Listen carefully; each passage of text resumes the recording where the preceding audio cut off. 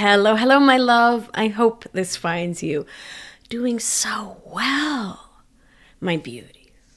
Let's get real about something that can make or break a relationship, and that is conflict.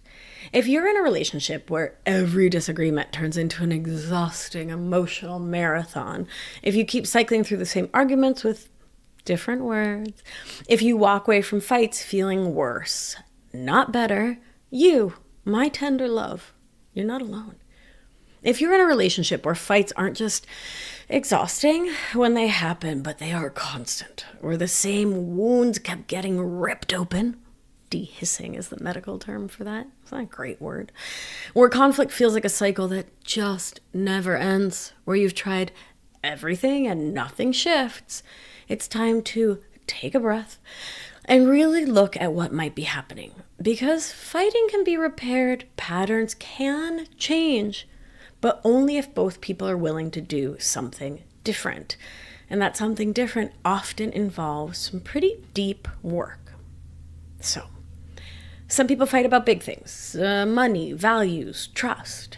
Some people fight about small things, dishwashers, text tone, how their partner breathed just a little too loud last night.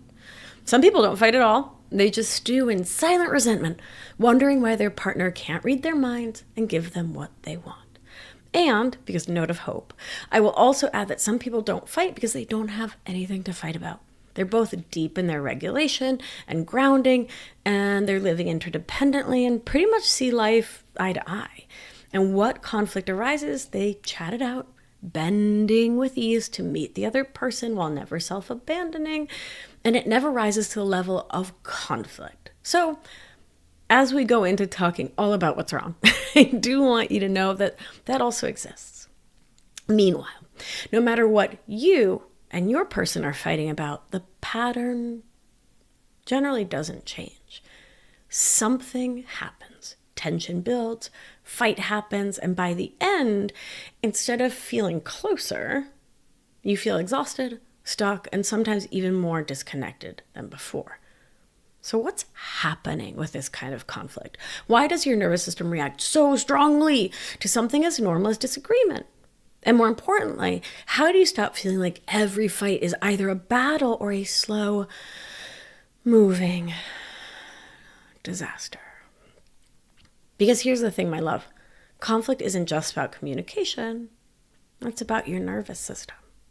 So, your brain might know that this thing that's just happening, it's just a disagreement about laundry, schedules, who's cooking, who's cleaning, who's scooping the cat litter, whatever.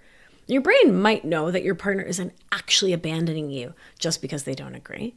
Your brain might even know that this is a moment, not a catastrophe.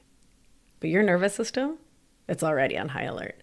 Because your nervous system isn't tracking the logic, it's tracking the risk. Your autonomic nervous system, ANS, the part of you responsible for survival, is constantly scanning for safety or threat. And it does not distinguish between physical danger and emotional danger. It doesn't care that this is just an argument about who should have picked up the groceries. It doesn't care that this isn't the end of the relationship, or if it is.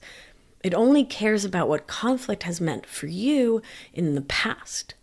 If you grew up in a home where conflict meant yelling, insults, slamming doors, walking on eggshells, your nervous system learned to brace for impact. If past relationships taught you that conflict led to emotional withdrawal, stonewalling, or punishment, your body learned that arguments equal abandonment. If you had to keep the peace to stay safe, your body learned that losing a fight was dangerous. And now every disagreement feels wildly high stakes. And so, even when your brain knows this is just a conversation, your body reacts as if your entire connection is on the line. And this is why fights can feel so intense, even when they, shouldn't. This is why you find yourself getting defensive before the other person has even finished their sentence. This is why you shut down, over-explain, or explode. Pick one or several, even when you desperately want to stay present and grounded and calm. Because my beauty, your body isn't reacting to what's happening now. It's reacting to everything it's ever learned about what conflict means.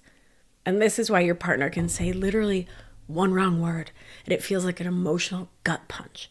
Why a conversation about something as banal as dishes can somehow feel like it's about your entire worth. Because your body isn't responding to their words. It's responding to every unresolved fight you've ever had with them and everyone who came before them. This isn't just about today's argument. It's about everything your nervous system has been holding on to for years. And this doesn't just show up in romantic relationships. If you've ever felt like you're fighting the same fight with your parents, your kids, your best friend, guess what? That is your nervous system too. Maybe you get instantly defensive when your mom gives helpful feedback. Oh, you could have ironed that shirt. Because somewhere deep down, your body remembers what it felt like to never be good enough in her eyes. Maybe your teenager's attitude makes you snap before you even realize what's happening because the tone of their voice is hitting a way older wound inside of you, and it's not about this snarky 15-year-old in front of you. Maybe you let a friend overstep your boundaries time and time again because saying no feels like risking the relationship, even though you know you're starting to resent them. The nervous system doesn't just store conflict patterns from your romantic relationships. It's holding every unresolved fight, every moment you didn't feel safe speaking up, every relationship where conflict meant rejection, control, punishment. So, if you find yourself reacting before you even understand why, with family, kids, close friends, take a beat and ask yourself, am I reacting to this moment or to every time this has happened before? Because when we start tracking the pattern, we can start shifting it. When conflict happens, your nervous system picks a response automatically without asking your permission, which if you're asking me, I find that rude. Rude. It's rude. So, I guess in a moment of feeling really heated when you're projecting your childhood wounds onto your partner, you might be like, I'll fight all the time. So let's start there. Let's start with the fight response, which is the we are solving this now. So some people go straight into fight. Their voice gets sharper, their words become faster, and they cannot stand the idea of leaving it unresolved. This is the never go to sleep angry, which I do not like that. Go to sleep angry, get a good night's rest. When you're rested in the morning, come back to it when you've had a moment to process. But folks who go straight to fight, they argue harder, they push forward, they demand resolution immediately now. If the other person wants space, they panic because distance feels like rejection, which is tantamount to death and doom. And so they feel flooded with urgency because they're revved up on adrenaline, sympathetic, like that fight or flight, but the fight part of it, and they can't get rest until it's talked out. For example, your partner says, I need some time to think before we keep talking. I'd like to table this. This is something you talked about in therapy. You've got a whole system, but instead of being able to take that at face value, your nervous system interprets it as them pulling away, denying you the resolution you want, and somehow hurting you, right? Leaving you potentially open to abandonment. So what do? You push harder. You demand an answer, you escalate, even though a break would probably help. And so the shift here is learning to slow the urgency. Your nervous system is screaming, fix it now. But most fights don't need immediate resolution. They need regulation. And if you're the one who always pushes to talk it out while your partner pulls away, let me tell you something. In this moment, you're not overreacting just because your body craves resolution. Your nervous system isn't broken. You're just working from a blueprint that says connection isn't safe unless it's secured right now. But real, steady love, it can handle a pause. It can survive discomfort. And I doubt you'll believe me right now, but so can you. And so your work is to learn to regulate your nervous system so you can regulate you, you can orient you, you can ground you, and you're not demanding that your partner do it for you. Leads to a lot more peace in relationships. 2, the flight response, aka I need to get out of this right now, immediately or sooner. So some people don't have the capacity in their nervous system to handle conflict in the moment, and their nervous system wants out. They feel overwhelmed, overstimulated, desperate to leave. If they can't leave, they dissociate or mentally check out. They'll say things like, I can't do this. I just need to go. And they mean it because their body is screaming for escape. For example, your partner says, we need to talk about something important, and your body immediately goes into overdrive. Heart racing, stomach clenching. Your mind starts calculating the quickest exit. The shift is to learn to take space intentionally, not reactively. Instead of just bolting, try saying, I need 20 minutes to ground myself, and I promise I'll come back. Let's both set a timer. Because leaving isn't the problem. Not coming back is. 3, the freeze response, aka I literally can't respond. Some people don't fight or flee. They shut down completely. They feel disconnected, emotionally numb, unable to speak. Their mind goes blank and no words come. They aren't ignoring you. This is not under conscious control. They literally can't process fast enough to respond. For example, your partner asks, why didn't you tell me you were upset earlier? And you just can't respond. Not because you don't care, but because your brain has shut down to keep you safe. The shift, learn to signal what's happening. Even saying, I don't have words right now, but I'm here, gives the other person something to work with. You could ask for co-regulation if that's available, if you feel safe enough in the relationship, and if touch would be nice. Could you give me a hug? Could you give me some deep pressure? I'm feeling numb. Could you help me ground? You could also try writing these kinds of statements on some index cards and keeping them in your nightstand or your wallet or somewhere where they're easily accessible, and talking to the people you love about this habit of freezing in your nervous system and going emotionally numb, not being able to find your words, and agree ahead of time that you'll pull out these cards and present them so the other person can understand what's happening, and you can sort of ahead of time decide what might be helpful and then find your way to it, right? And get some support. 4, the Fawn response. That's, let's just make this go away. So some people default to people pleasing in conflict. They smooth things over, apologize first, keep the peace. They don't say what they actually feel because their nervous system has learned that conflict is unsafe. The fight ends, but later they feel resentful and they definitely feel unheard, which is really interesting because they're like, oh, you know what? I'm so sorry. Don't worry about it. It's cool. It's cool. It's cool. For example, your partner says, I feel like you don't listen when I talk. Instead of checking in with your actual feelings, you go straight to agreeing, apologizing, making it better. The shift is learning to pause before you appease. Pause before you appease.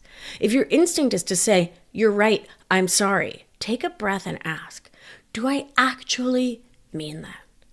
Because if you were raised to believe that keeping the peace is your job, that's the quickest way to fix a fight, right? It's to smooth things over. Then of course your first instinct is to apologize, whether you mean it or not. But my love, your comfort, your truth, your reality matters too. Your truth belongs in the conversation, and you don't have to disappear just to keep the peace. I'll also add that if you start disappearing in your relationship, you start not being there just to keep things copacetic in a moment of conflict, over time, the less you're there, the less you're there. Your authentic self isn't in the space, and you're both not truly loving your partner or the other person in this conflict moment. You're not allowing yourself to be loved.